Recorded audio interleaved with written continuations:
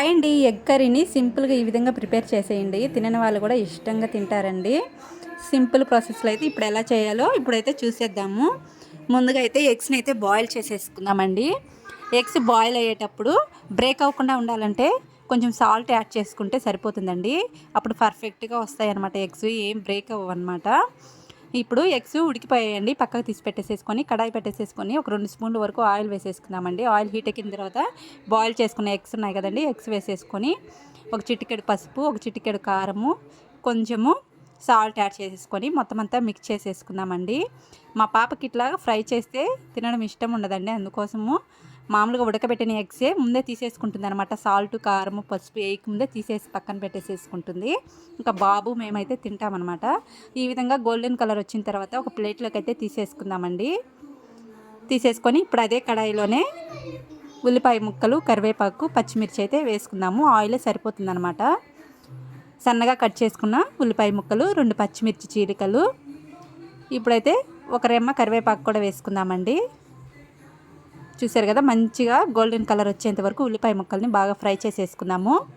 ఒక రెమ్మ కరివేపాకు కూడా వేసేసుకొని బాగా లో ఫ్లేమ్లో పెట్టేసేసుకొని స్టవ్ని ఉల్లిపాయలు మంచి కలర్ వచ్చేంత వరకు ఫ్రై చేసేసుకొని ఇప్పుడు 1 స్పూన్ వరకు అల్లం వెల్లుల్లి పేస్ట్ వేసేసుకుందామండి. ఆనియన్స్ కలర్ అయితే చేంజ్ అయిపోయాయి అనమాట. చేంజ్ అయిన తర్వాత అల్లం వెల్లుల్లి పేస్ట్ వేసేసుకొని లో ఫ్లేమ్లో 1 నిమిషం పాటు వేయించేసుకున్న తర్వాత టమాటా ముక్కలు అయితే యాడ్ చేసుకుందాము. టమాటా ముక్కలు బాగా గుజ్జుగా అవ్వాలండి. అప్పుడే గ్రేవీ అనేది బాగుంటుందన్నమాట. ఇప్పుడైతే స్టవ్ని సిమ్ చేసేసుకొని టమాటా ముక్కల్ని బాగా మగ్గిచ్చేసేసుకుందామండి. ఆయిల్ అంతా సపరేట్ అయ్యేంత వరకు మగ్గిచ్చేసేసుకుందాము. చూసారు కదా, ఆయిల్ అయితే సపరేట్ అయిపోయింది.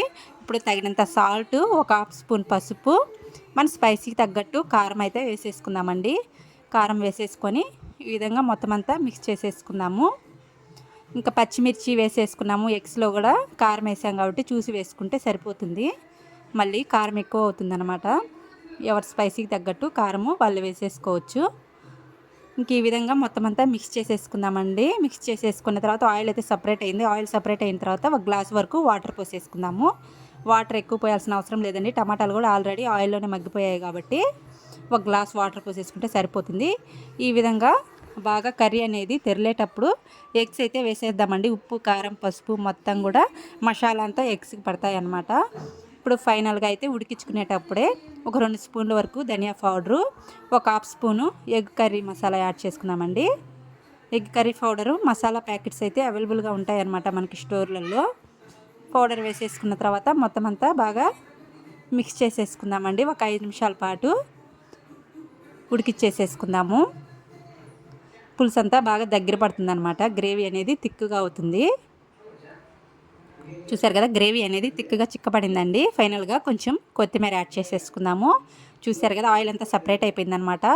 కర్రీ లుక్ అయితే ఇదండి, ఫైనల్ లుక్ సూపర్గా ఉంటుంది అనమాట. ఈ వీడియో మీకు ఎలా అనిపించిందో చిన్న కామెంట్ చేసి ప్లీజ్ సబ్స్క్రైబ్ అండి. బాయ్.